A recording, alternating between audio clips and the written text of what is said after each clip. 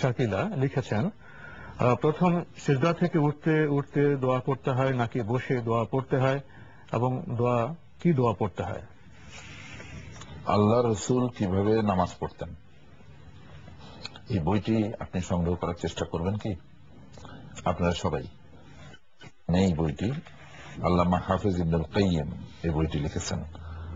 আল্লাহর নবী কিভাবে নামাজ পড়তেন এই বইটির অনুবাদ আমরা এখানে পাচ্ছি, এই নামে অনুবাদ চেয়েছে আল্লাহর নবী কিভাবে নামাজ পড়তেন বা আল্লাহ রসুল কিভাবে নামাজ পড়তেন।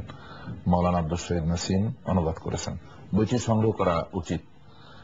সাজদার থেকে উঠতে উঠতে পড়তে হয় না, উঠতে উঠতে তো আল্লাহ আকবার বলে উঠতে হয়, তারপরে বসে স্থির হয়ে পড়তে হয় আল্লাহুম্মা গফিরলি ওয়ারহামনি ওয়াহদিনি, এতটুকুন পড়লে হয়। ওয়ারযুকনি, এটা এতটুকুন পড়লে হয়।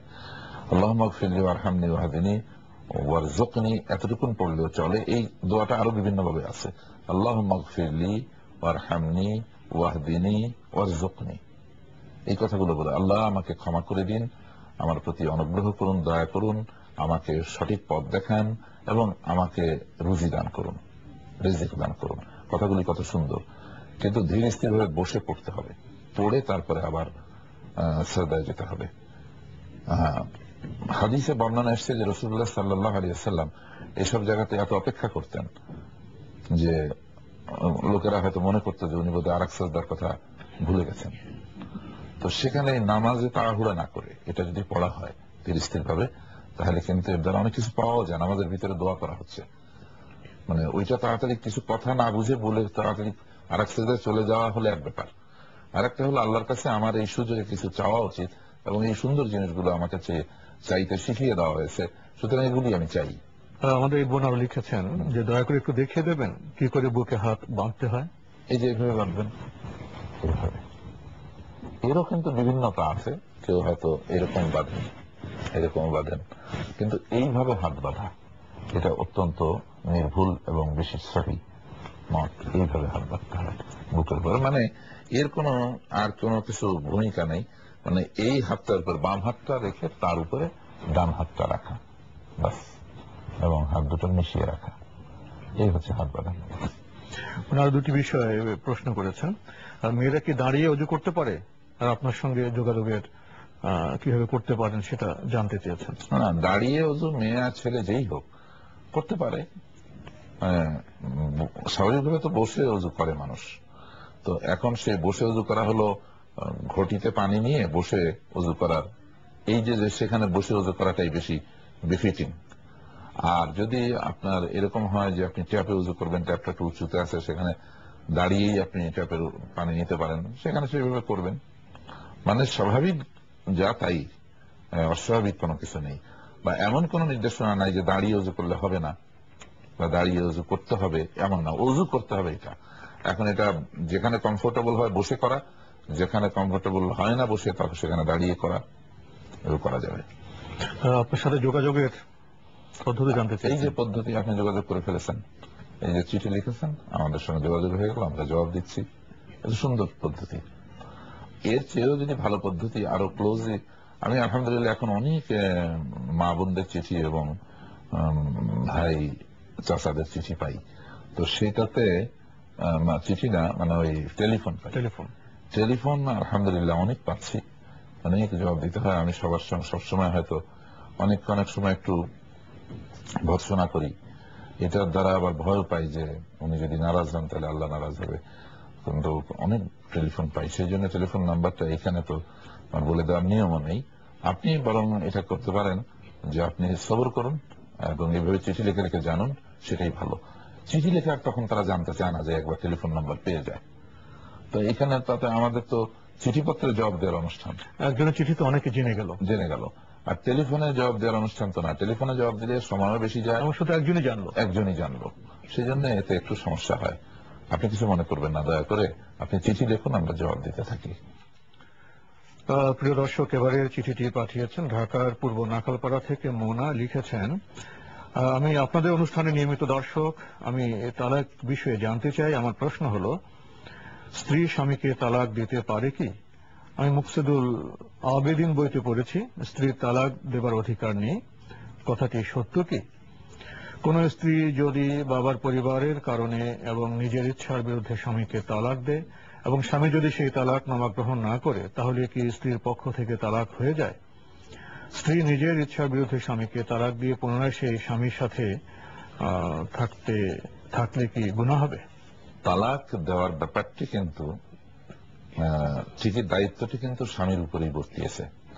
তালাক দেয়া না দেয়া, তালাক কেন দেবে, কখন দেবে, সে ব্যাপারেও আছে নির্দেশনা। তালাক দেওয়ার পক্ষে ইসলাম না, ইসলাম হচ্ছে তালাক না দেওয়ার পক্ষে, মানে বৈবাহিক জীবনকে বিচ্ছিন্ন করার পক্ষে ইসলাম না। কিন্তু তারপরেও প্রয়োজন যদি কখনো বিচ্ছিন্ন হওয়ার হয়েই দাঁড়ায়, তাহলে সেই দরজা খোলা থাকে। এটা হলো ব্যাপারটা।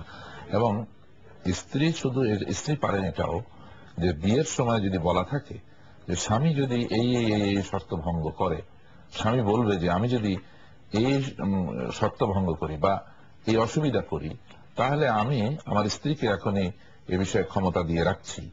যেমন আমি যদি অনির্দিষ্টকালের জন্য বা 6 মাস বা 1 বছর নিরুদ্দেশ থাকি, তাহলে আমি ক্ষমতা দিয়ে রাখলাম আমার স্ত্রীকে যে তিনি তার নিজের উপরে তালাক আরোপ করে আমার থেকে বিচ্ছিন্ন হয়ে যেতে পারবেন। এই সব ক্ষেত্রে কিন্তু মানে ওইটাও ডেলিগেট করা, মানে সেটার পাওয়ারটা মানে স্বামী তাকে ডেলিগেট করেছে। তো সেই জন্য পাওয়ার অফ অ্যাটর্নির মতো সেটা দেওয়া থাকে, তিনি এটা নিজের উপরে নিজে প্রয়োগ করে বিচ্ছিন্ন হয়ে যেতে পারেন। এই এক পদ্ধতি। আর একটি হচ্ছে যে স্ত্রী যদি এর ক্ষমতা দেওয়া নেই বা এই সমস্ত কথা বলা ছিল না তখন, কিন্তু এখন স্ত্রী ওই স্বামীর সঙ্গে আর ঘর করতে পারছেন না বা তাকে বিচ্ছিন্ন হতেই হবে, এই যদি হয় তাহলে তিনি কোর্টের মাধ্যমে বিচ্ছিন্ন হয়ে যেতে পারেন। তো ব্যক্তিগত প্রশ্ন করেছেন যে স্ত্রী নিজের ইচ্ছার বিরুদ্ধে স্বামীকে তালাক দিয়ে পুনরায় সেই স্বামীর সাথে দৈহিক বিষয়ে আবদ্ধ হলে কি গুনাহ হবে কিনা? না, নিজের ইচ্ছার বিরুদ্ধে স্বামীকে তালাক দিলেন কি করে? আসলে উনি বলতে চাচ্ছেন তালাকের পরে একত্রিত, তালাকের পরে বাবার চাপে বা পরিবারের চাপে বলছেন আর কি। ও, বুঝতে পারছি। না, এটা তো পারা যাবে না। মানে যদি তালাকের পরেও একত্রিত হওয়া যায়, তাহলে তার বিয়েরই দরকার থাকে না। প্রিয় দর্শক, এবারের চিঠিটি পাঠিয়েছেন মোহাম্মদ ইফতেখার আলম, মোহাম্মদপুর, ঢাকা থেকে লিখেছেন, আপনার জিজ্ঞাসা অনুষ্ঠানটি আমার খুব ভালো লাগে। আমি এবং আমাদের পরিবারের সবাই মিলে অনুষ্ঠানটি একসাথে দেখি। এরকম একটি সুন্দর ইসলামিক অনুষ্ঠান প্রচারের জন্য এনটিভিকে অশেষ ধন্যবাদ। এরপরে আপনি প্রশ্ন করেছেন, কয়েক বছর পূর্বে সিডিতে শরফুদ্দিন নামক একজন শিশুকে দেখানো হয়েছিল এবং তার ব্যাপারে শোনা গিয়েছিল তিনি নাকি মায়ের গর্ভে থেকেই হাফিজ ও আলেম হয়েছেন। তিনি 4 ভাষায় কথা বলতে পারেন এবং ইসলাম প্রচার করছেন। সবাই বলেছে এটা আল্লাহর কুদরত। এখন ইসলামের দৃষ্টিতে এ সকল কথা বিশ্বাস করা উচিত হবে কি? বিশ্বাস করা না করার ইখতিয়ার আছে আপনার প্রত্যেকেরই।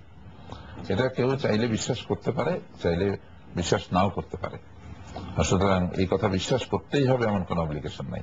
যেমন আজকাল কোন কোন সময় পাওয়া যাচ্ছে একজন বলছেন সত্য সত্য সত্য, তারপরে বলে যে মসজিদে নববীর খাদেম স্বপ্ন দেখছেন, রাসূলুল্লাহ তারা স্বপ্নে দেখাইছে যে তোমরা এই করো এবং এইটা যদি এত কপি ছাপায় না দেয় কোন লোক, তাহলে তার এই মারাত্মক ক্ষতি হবে, ছাপায় দিলে তার এই উন্নতি হবে, ব্যবসা সমৃদ্ধ হবে, ব্যবসা সমৃদ্ধ, এগুলো বলে তারপরে বিশ্বাস না করলে কি সর্বনাশ হবে, লোকেরা ভয় পেয়ে যাচ্ছে। ইদানিং আবার এটা টেলিফোনে চালানো শুরু করেছে। আগে তো আগে তো আপনার ওই ইয়ে করতে লিফলেট দিত, কিন্তু এখন ওই টেলিফোনে দিচ্ছে যে আপনি যদি এটা এতজনকে যদি SMS না করেন তাহলে আপনার এই ক্ষতি হবে। এরকম আমি মাঝে মাঝে পাচ্ছি বিভিন্ন লোকদের কাছে জিজ্ঞাসা টেলিফোনের মাধ্যমে।